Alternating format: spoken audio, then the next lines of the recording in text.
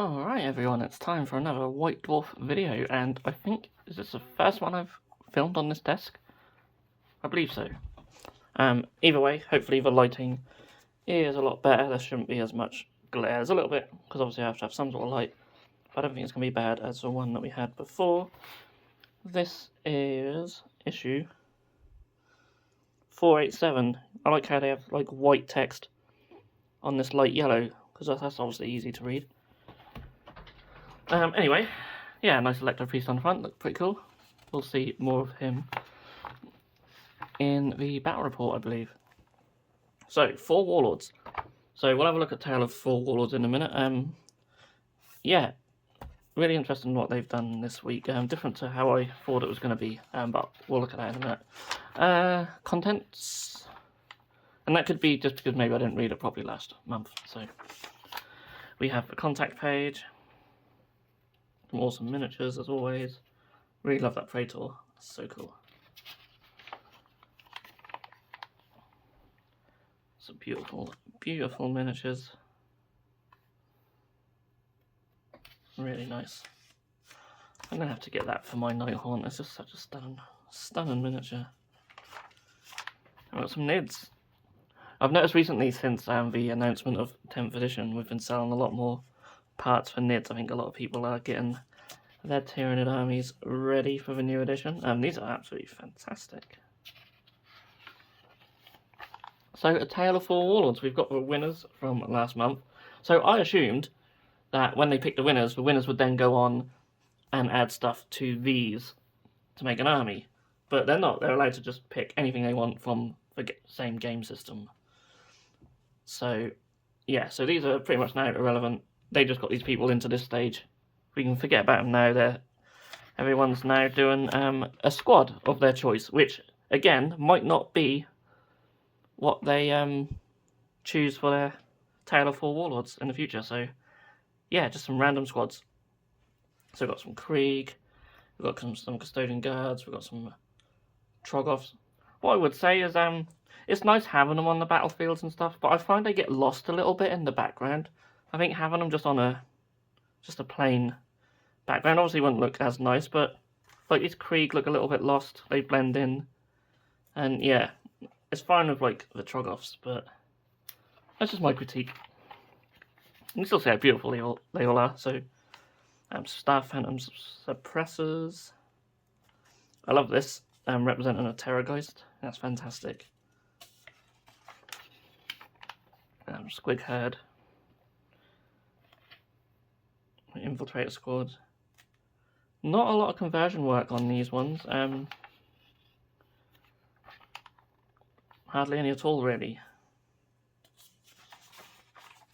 We've got some Death Shroud, some Assault Intercessors, some Hearthkin,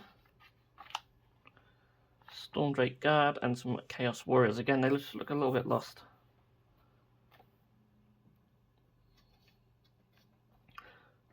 We take a little break while our judges decide who will become our 2 sets of 4 Warlords.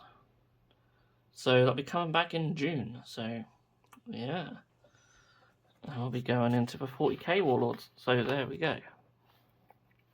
We go into Age of Sigmar. Rules of Engagement.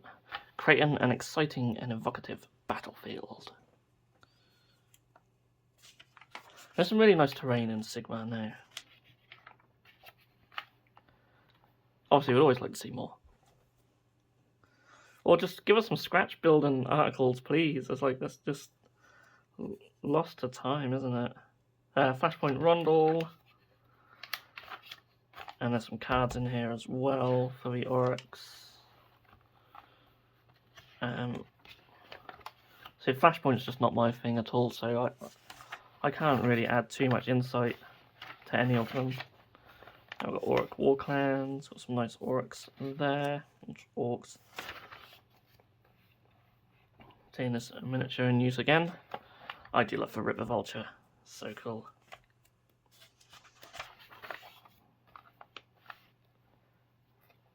Mega Boss on Maw Crusher, Iron Suns, That Bloody Arms. That's a really cool name. Brooks Git stickers. And we have a mercenary Mega Gargan. I love that with a big thing on his shoulders. That's a really cool idea. Really like that. Stealth and Stone. 2 brand new warbands make their presence felt in the Null World. So a Jade Obelisk and the Hunters of Huanchi. And they're really cool. I mean, Jade Obelisk are just stunning, aren't they? So a little bit for these.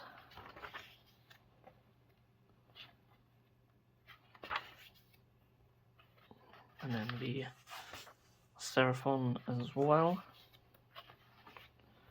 And then we go into 40k.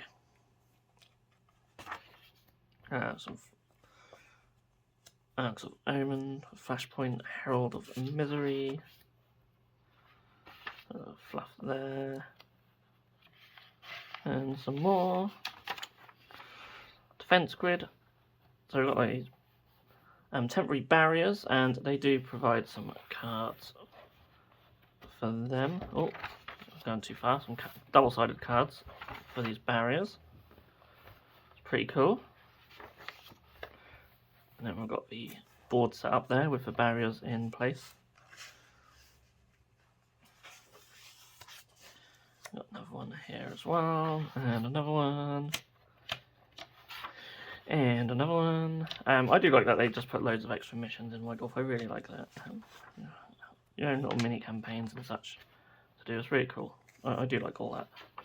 Not that I play much, but it's still nice that's in there. And then we have the Red Angel. So we've got a little bit of focus on Angron. We've got his rules.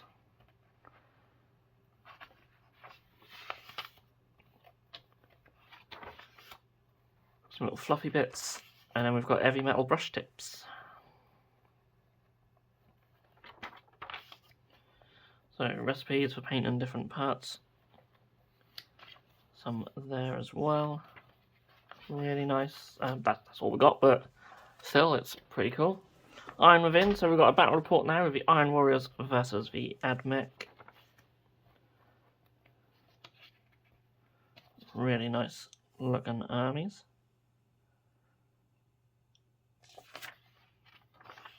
Really cool.